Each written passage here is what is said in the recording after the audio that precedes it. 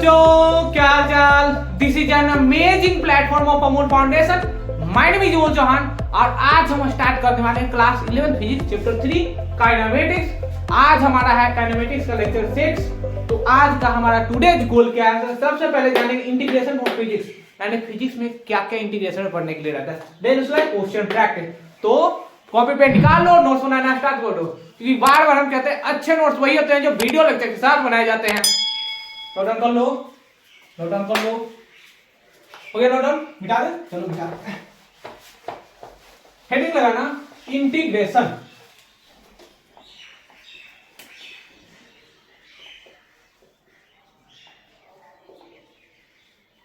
Integration. तो integration क्या होता है? It is the method of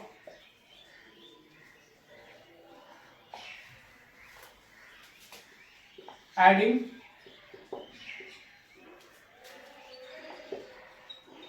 two or more parts together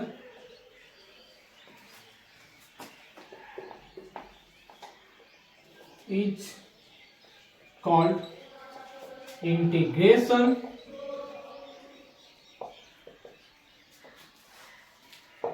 which is used in maths, physics and generalized form। यानी कि integration क्या होता है सर? इंटीग्रेशन होता है it is the method of adding two और मोर पार्ट्स टुगेदर, यानी कि दो और दो से ज्यादा जब फंक्शन दिए रहेंगे उन सभी फंक्शन का एडिशन इंटीग्रेशन कहलाता है। Then which is used in physics, math physics and generalized form. यानी कि इंटीग्रेशन का हम लोग कहां यूज करते हैं? मैथ में भी यूज करते हैं, फिजिक्स में भी यूज करते हैं और कहीं अनदर जनरलाइज्ड फॉर्म में भी यूज करते हैं। हम लोग को बस इंटीग्रेशन में थोड़ी बहुत जाननी है बेसिक इंटीग्रेशन, क्योंकि पूरे फिजिक्स में बेसिक इंटीग्रेशन ही हम लोग को काम आने वाला है। देखेंगे अपर लिमिट लोअर लिमिट के साथ कैसे इंटीग्रेशन बिहेव करता है, इंटीग्रेशन का साइन कैसा होता है सर, इंटीग्रेशन होते क्या है वो जान गए और कुछ एग्जांपल देखेंगे, क्योंकि हम लोग को पूरे फिजिक्स में इंटीग्रेशन बस इतना ही पढ़ने के लिए। मैथ वाले बच्चे इंटीग्रेशन क्या होता है, कैसे होता है, प्रूफ कैसे होता है, वो सब पढ़ेंगे, लेकिन हम लोग को फिजिक्स में इसकी आवश्यकता नहीं है। क्लियर? नोट डाउन कर लो, नोट डाउन कर लो, मिटा दे, चलो मिटा देते हैं।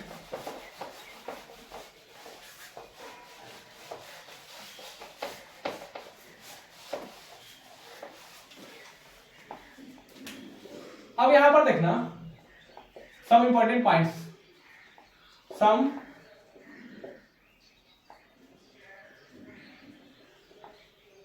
इंपॉर्टेंट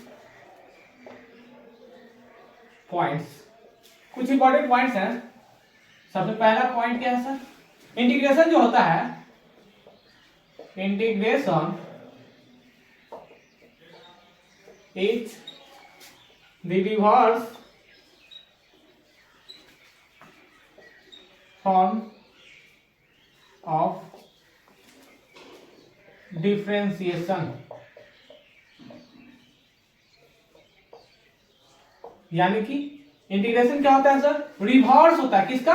डिफरेंशिएशन का। जैसे किसी फंक्शन का डिफरेंशिएशन निकालेंगे, एग्जांपल देखो, जैसे y इक्वल टू दिया है x, तो इसका dy बाई dx यानी कि differentiation with respect to x, DC with respect to x, x के रिस्पेक्ट में किए तो क्या होगा सर? dx बाई dx दोनों सेम है तो क्या होगा? 1। तो dy बाई dx कितना हो गया? 1। अगर फिर इसका देखो इंटीग्रेशन फाइंड आउट करते हैं, क्या करते हैं? इंटीग्रेशन करेंगे तो क्या होगा? इन दोनों को क्रॉस मल्टीप्लाई करो, तो क्रॉस मल्टीप्लाई क्या होगा? dy by dy is equal to dx। Integration दोनों साइड लेंगे तो क्या आएगा सर? ये क्या है? इंटीग्रेशन का सिंबल है। तो dy का इंटीग्रेशन होता है y और dx का इंटीग्रेशन होता है x। तो देखो फिर से वही फंक्शन आ गया, यानी कि जब dy बाई dx निकाले डिफरेंशिएशन किए किसी फंक्शन का तो वो कुछ यहाँ पर dy by dx equal to 1 आ गया। जब dy बाई dx बराबर 1 का इंटीग्रेशन लेते हैं तो वो क्या आ गया y इक्वल टू x। तो ये क्या है, मेरा प्रूफ है। यानी कि हम जान चुके हैं कि इंटीग्रेशन क्या है, reverse form of differentiation. Clear, note down कर लो। हो गया नोट डाउन, मिटा दे, चलो मिटा देते हैं।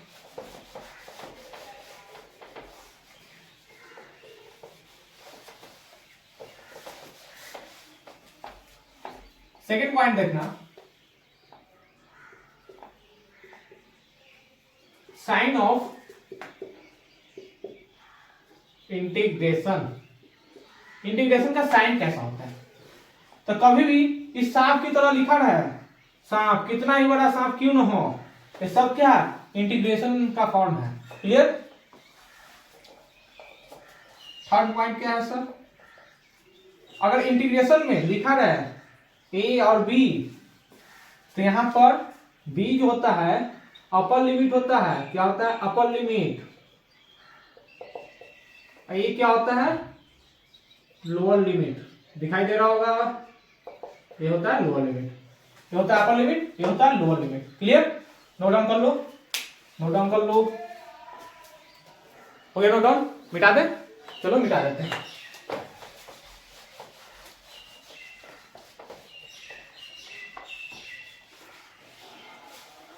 और यहां पर देखना इंटीग्रेशन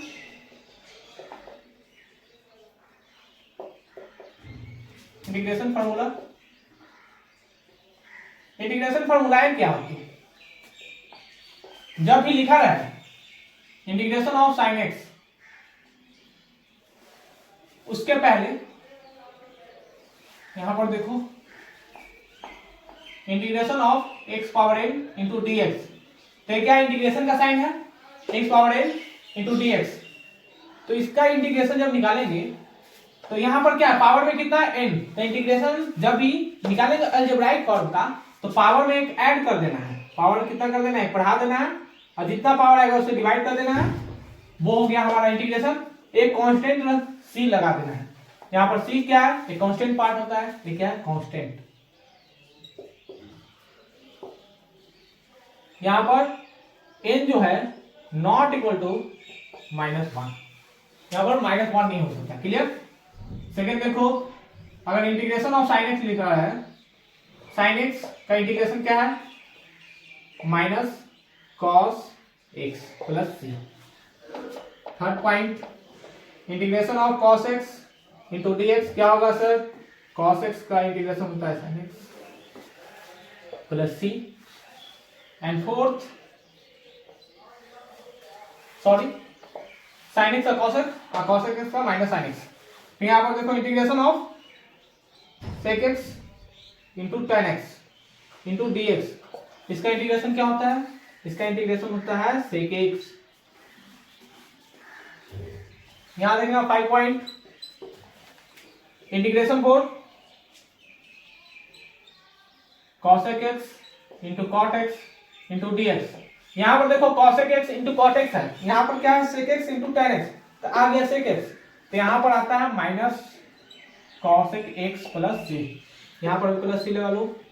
6 नंबर फॉर्मूला क्या है sir? Integration of sec square x into D x. जब सेक स्क्वायर एक्स का इंटीग्रेशन निकालते हैं तो वो आता है tan x plus c. 7 number formula, अगर लिखा रहा है integration for cos x square x into D x तो वो हो जाता है minus cot x plus c. Clear, note down कर लो, वीडियो पास करो, नोट डाउन कर लो। हो गया नोट डाउन, मिटा दे, चलो मिटा देते हैं।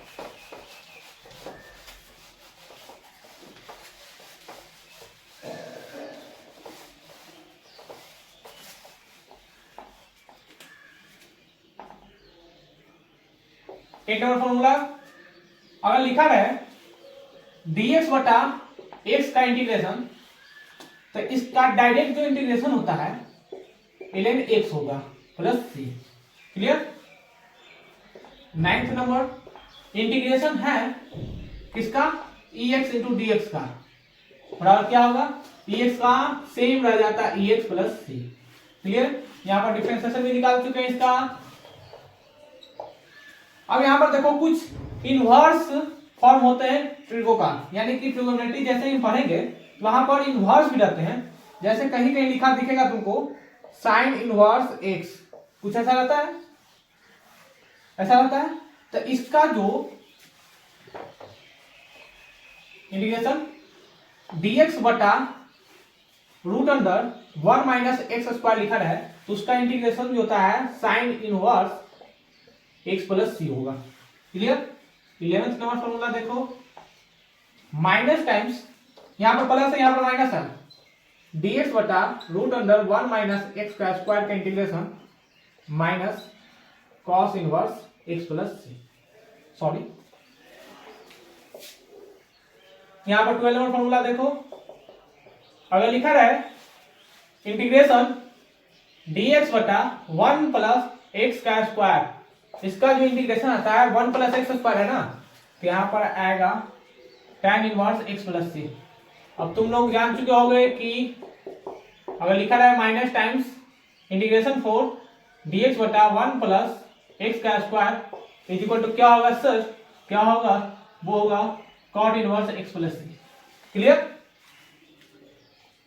14 और फॉर्मूला देखो, अगर दिया रहे इंटीग्रेशन फॉर एक power x into D x, तो इसका जो इंटीग्रेशन आता है वो आता है एक पावर x बटा लॉग ए प्लस सी।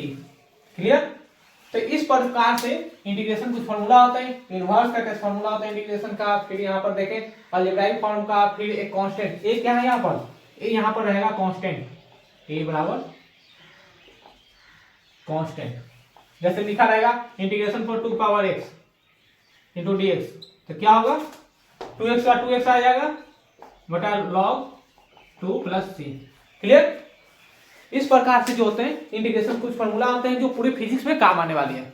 इसको नोट डाउन करना है, रिमेम्बर करना है, लर्न करना है, जितने सारे हो सकते हैं इंटीग्रेशन का फॉर्मूला याद करना है, क्योंकि ये सब सारे फॉर्मूला इंटीग्रेशन वाले फिजिक्स में डायरेक्ट यूज होते हैं, मैथ में तो नहीं डायरेक्ट यूज होते हैं, मैथ वाले बच्चे मेहनत करते हैं, लेकिन हम लोग फिजिक्स वाले स्टूडेंट क्या करते हैं, तुरंत क्या करते हैं, फॉर्मूला लर्न करते हैं और क्वेश्चन प्रैक्टिस करते हैं। तो वीडियो पास करो, नोट डाउन कर लो, नोट डाउन कर लो।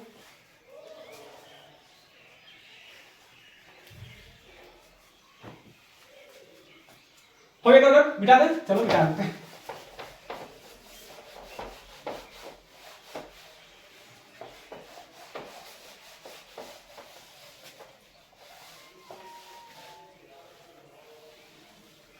और यहां पर देखना डिफिनिट इंटीग्रेशन,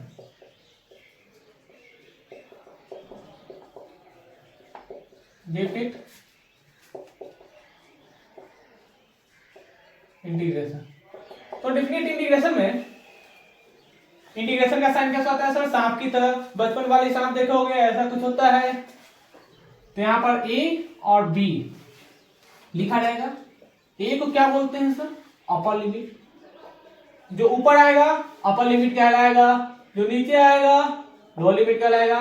क्लास में अगर देखते होगे एग्जाम देने के बाद जो रिजल्ट आता है, अपर में कौन रहते हैं, टॉप वाले बच्चे, लोअर में कौन रहते हैं, बिलो वाले बच्चे, लोअर लिमिट। क्या सर, हमें तो गैरो नहीं बांटा, आप नहीं बांट दिया, अपर लोअर कर नहीं, हम बांट नहीं रहे, रियलिटी है। जो टॉप करते हैं बच्चे वो अपर रहते हैं और जो कम नंबर लाने वाले बच्चे लोअर कहलाते हैं। यहां पर देखना, अगर लिखा रहे ए और b, upper limit b lower limit a, इसका dx इंटीग्रेशन, तो dx इंटीग्रेशन क्या होता है सर, x होता है। तो यहां पर लिखाता है a और b, तो एक बार यहां पर पुट होगा अपर लिमिट और फिर पुट होगा लोअर लिमिट। तो यहां पर देखो कैसे पुट होता है, तो यहां पर b माइनस a, कुछ इस प्रकार से, सॉरी इस प्रकार से अपर लोअर लिमिट पुट होता है। और एग्जांपल की बात किया जाए, एग्जांपल क्या होगा, जब भी लिखा है x square into D x, तो इसका इंटीग्रेशन क्या होगा, सबसे पहले हम निकालेंगे एक्स स्क्वायर। तो एक्स स्क्वायर का क्या होगा सर, पावर में ऐड करना है, जितना पावर आएगा उतना से डिवाइड करना है। क्लियर? अब यहां लगा देते हैं प्लस सी। लेकिन डिफरेंट इंटीग्रेशन जैसे हम लगाएंगे, जैसे यहां पर देखो पावर ले लेते हैं, अपर लिमिट 2 और लोअर लिमिट 1, तो यहाँ पर क्या आएगा, लोअर 1 अपर 2। तो इसको क्या करेंगे, 1/3 तो कांस्टेंट है, तो 1/3 बाहर कर दिए, x का पावर 3, इसमें अपर और लोअर लिमिट दोनों पुट करो। 2 पावर 3 कितना होगा 8 एंड 1 पावर 3 यानी कि जो 1/3 7 कितना आएगा, यानी कि 7/3। ये मेरा क्या है, आंसर आ गया। तो इस प्रकार से डेफिनेट इंटीग्रेशन को सॉल्व करते हैं। क्लियर, नोट डाउन कर लो। तो ये नोट डाउन बेटा 1 2 3 4 5।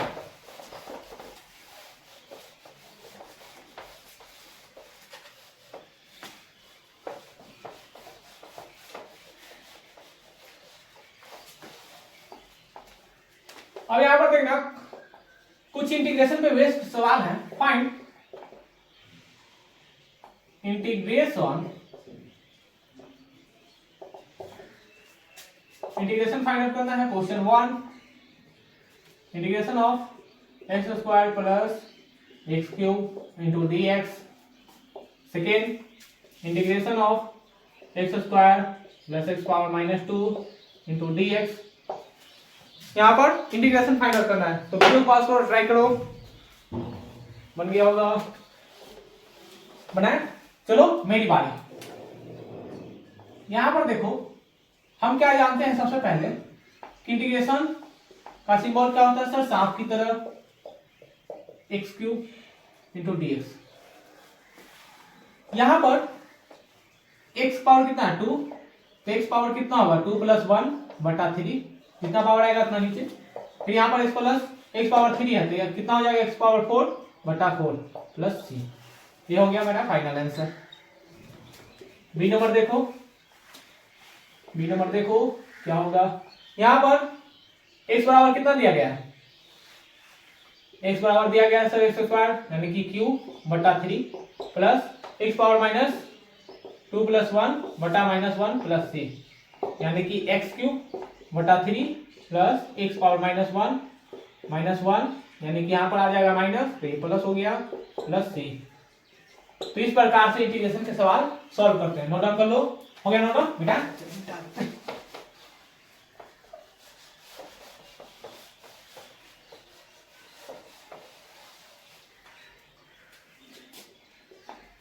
Find integration 2x³ plus x³ second x power -2 plus x power -3। यहां पर इन दोनों का इंटीग्रेशन फाइंड आउट करना है। तो find integration for 2x³ plus x³ and second है x power -2 and plus x power -3। तो वीडियो पास करो, ट्राई करो। बन गया होगा, बनाए। चलो बनाते हैं। अब यहां पर देखो सबसे आसान सब इंटीग्रेशन होते हैं। सबसे पहले इंटीग्रेशन क्या होता है, इंटीग्रेशन का साइन ऐसा होता है सर, कितना का इंटीग्रेशन निकालना है 2x³ plus x³ into D x 2 times x power कितना 3, तो 4 हो गया /4 plus x power 4/4 plus c। तो 4 से 2 से 4 मर गया, कितना टाइम्स में 2 टाइम्स में, यानी कि x power 4/2 plus x power 4/4 plus c। क्या सर इतने आसान सवाल करवा रहे हैं, कुछ अच्छे सवाल बताइए। इंटीग्रेशन वाले सवाल अच्छे ला रहे हैं। इंटीग्रेशन को आई से सिंबल से शो करते हैं। Clear, x power -2 plus x power -3 into D X. यहां पर देखना इंटीग्रेशन x पावर -2 पावर में ऐड करना है, जितना आएगा पावर नीचे डिवाइड कर देना है। x power -3 plus 1 -2 plus c, कितना आ गया x power -1 minus x power -2/2 plus c। इस प्रकार के जो सवाल आते हैं डायरेक्ट इंटीग्रेशन से सॉल्व हो जाते हैं। क्लियर, तो वीडियो को पास करो, नोट डाउन कर लो। हो गया नोट डाउन बेटा। चलो बेटा से अब यहां पर देखो पावर में क्यों हम लोग इंटीग्रेशन में ऐड करते हैं, क्यों पावर से डिवाइड करते हैं, वो सब मैथ वाले बच्चे जानेंगे। हम लोग को फिजिक्स में क्या सर बस फॉर्मूला याद करना है, कैसे इंटीग्रेशन सॉल्व करते हैं वो हम जानना है। अब यहां पर देखो फिजिक्स में डायरेक्ट इंटीग्रेशन का यूज होता है, यानी कि फिजिक्स वाले क्वेश्चन जो रहते हैं जेईई और नीट एग्जाम में जो पूछे जाते हैं वहां पर डायरेक्ट इंटीग्रेशन का यूज होगा, यानी कि इंटीग्रेशन आपको नहीं आएगा ना तो डायरेक्ट सवाल नहीं बनेगा, एकदम बेसिक सा कॉन्सेप्ट रहता है। जैसे यहां पर देखो find displacement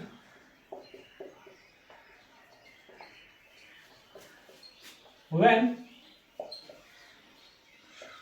velocity of an object is given as 3t square plus t cube meter per second from t बराबर 0 to t बराबर 1 सेकेंड। यहां पर क्या करना है, हमें निकालना है डिस्प्लेसमेंट, क्लियर। लेकिन हमें दिया क्या गया है, वेलोसिटी ऑफ एन ऑब्जेक्ट, यानी कि कोई ऑब्जेक्ट है जो कितने वेलोसिटी से मूव कर रहा है 3t का square plus t cube metre पर सेकेंड। कहां से कहां तक उसका टाइम दिया गया है, t बराबर 0 से t बराबर 1। तो ये t बराबर 0 क्या है, लोअर लिमिट, और t बराबर 1 क्या है, अपर लिमिट। तो इसका डायरेक्ट डिस्प्लेसमेंट निकाला जाता है, वो इंटीग्रेशन से यूज होगा। लेकिन अगर नॉर्मल सा अगर बात किया जाए, जो फॉर्मूला याद करते हैं कि सर एस बराबर v इंटू टी लगा लेंगे, फाइनल हो जाएगा, v दिया गया है, t दिया गया है, और यहाँ पर डिस्टेंस जो निकल आएगा वैसे डिस्प्लेसमेंट निकालेंगे तो नहीं आएगा, कभी फाइंड आउट नहीं हो सकता है, बनाते रह जाओ, बनाते रहोगे, बने हुए नहीं करता है। लेकिन यहाँ पर अगर बात हम लोग करें, इंटीग्रेशन अगर तुमको आता है तो इंटीग्रेशन से कैसा होगा, v बराबर क्या जानते हैं, v बराबर जानते हैं सर dx बाई dt जानते हैं। यहाँ वेलोसिटी कितना है दिया गया, v बराबर कितना दिया गया, 3t square plus t cube metre पर सेकेंड। क्या वेलोसिटी टाइम का फंक्शन है, तो क्या dx को हम v इंटू डी टी लिख सकते हैं। तो v बराबर कितना दिया गया, 3t का square plus t cube into D T और इंटू dx। तो क्या अब डायरेक्ट यहां पर इंटीग्रेशन जैसे ही लेंगे तो यहां पर एक क्या है, डिस्प्लेसमेंट है, वेलोसिटी इनटू टाइम जैसे मल्टीप्लाई होगा, लोअर लिमिट कितना दिया है 0, अपर लिमिट कितना दिया गया 1, ये कितना दिया है 0, ये कितना है x, क्योंकि लोअर लिमिट वेलोसिटी अगर 0 रहेगा तो वहां पर डिस्प्लेसमेंट भी 0 होगा। मान लो यहाँ पार्टिकल है, यहां से मूव ही नहीं किया तो इसका वेलोसिटी 0 होगा तो डिस्प्लेसमेंट भी 0 होगा, और मूव किया तो वेलोसिटी कुछ भी होगा तो डिस्प्लेसमेंट भी कुछ भी होगा, क्लियर।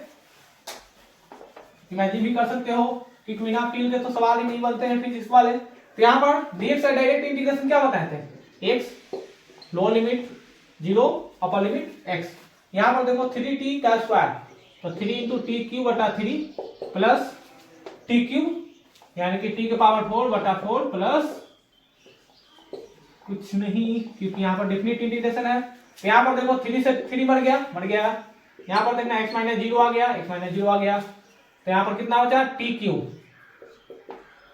प्लस टी की पावर 4 बटा 4, 0 और 4, 0 और 1। नोट डाउन कर लो, हो गया इसे नोट डाउन, मिटा दे, चलो मिटा देते हैं। अब यहाँ पर देखना x बराबर क्या आ गया, 1 डायरेक्ट पुट करेंगे तो 1 का क्यूब प्लस 1 की पावर 4 बटा 4 माइनस 0, तो कितना आ गया 5 बटा 4 मीटर, यानी कि हम लोग का डिस्प्लेसमेंट जो आया कितना आ गया, हम लोग का आ गया डिस्प्लेसमेंट 5/4 मीटर। यहाँ पर इंटीग्रेशन अगर हम नहीं जानते तो ऐसे सवाल नहीं बना पाते। ऐसे ही सवाल जेईई और नीट एग्जाम में दिए रहते हैं, बच्चों से वो चेक करना चाहते हैं क्या आपको इंटीग्रेशन आता है, अगर इंटीग्रेशन आता है तो बना पाइएगा, और नहीं आता है तो नहीं बना पाइएगा, क्लियर। नोट डाउन कर लो, नोट डाउन कर लो, मिटा दे, चलो मिटा देते हैं।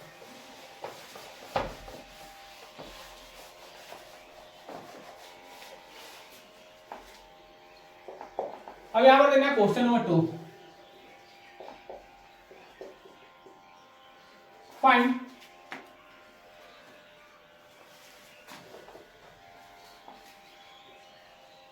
Velocity when particle is moves with velocity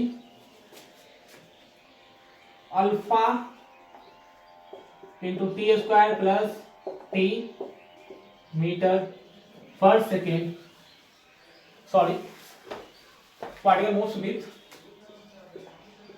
acceleration of alpha t का स्क्वायर प्लस टी मीटर पर सेकेंड स्क्वायर फ्रॉम टी बराबर 0 टू टी बराबर 2 सेकेंड। ऐसे जो फॉर्मेट वाले सवाल जो रहते हैं जेई और नीट एग्जाम में रिसेंट ईयर में पूछे हुए हैं। यहां पर सवाल क्या दिया गया, सबसे पहले फाइंड आउट करना है आपको वेलोसिटी कब, when the particle moves with acceleration of alpha t का स्क्वायर प्लस टी मीटर पर सेकेंड स्क्वायर, टाइम भी दिया गया है, लोअर लिमिट टी बराबर 0, अपर लिमिट टी बराबर 2 सेकेंड। तो वीडियो पास करो, ट्राई करो,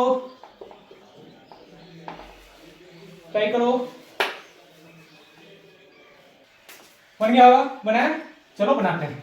और यहां पर देखो दिया क्या गया है, तो गिवन है सर अल्फा टी का स्क्वायर प्लस टी मीटर पर सेकेंड स्क्वायर, यानी कि एक्सीलरेशन गिवन है। एक्सीलरेशन बराबर हम क्या जानते हैं, फॉर्मूला याद करो, एक्सीलरेशन कैसे निकालते हैं, dv बाई dt से। तो क्या dv बराबर क्रॉस मल्टीप्लाई करेंगे तो a इंटू dt लिख सकते हैं सर। तो क्या dv बराबर a कितना दिया गया, अल्फा t का square plus T into dt। अब हमें क्या चाहिए, वेलोसिटी चाहिए। तो वेलोसिटी फाइंड आउट करने के लिए क्या, इसका इंटीग्रेशन जैसे हम निकालेंगे, टेकिंग इंटीग्रेशन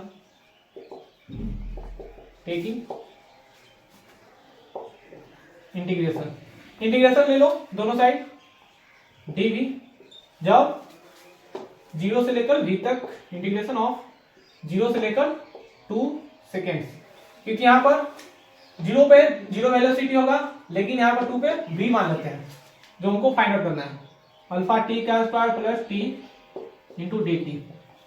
और यहां पर देखो v का v आ जाएगा, lower limit 0, upper limit v। तो यहां पर देखना अल्फा इंटू अल्फा तो कांस्टेंट है, यहां पर t का क्यूब बटा 3 प्लस टी स्क्वायर बटा 2, 0 से लेकर 2 तक। क्लियर, मिटा दें साइड, मिटा देते हैं।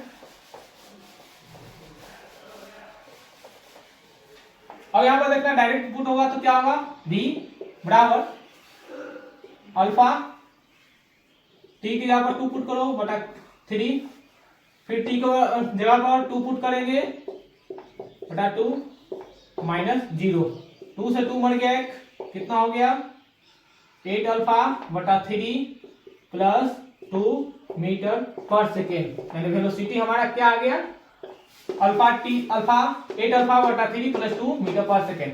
ऐसे जो सवाल रखते हैं जेईई और नीट एग्जाम में पूछे जाते हैं, क्योंकि वो जानते हैं कि बच्चे कहाँ फंस सकते हैं सवालों में।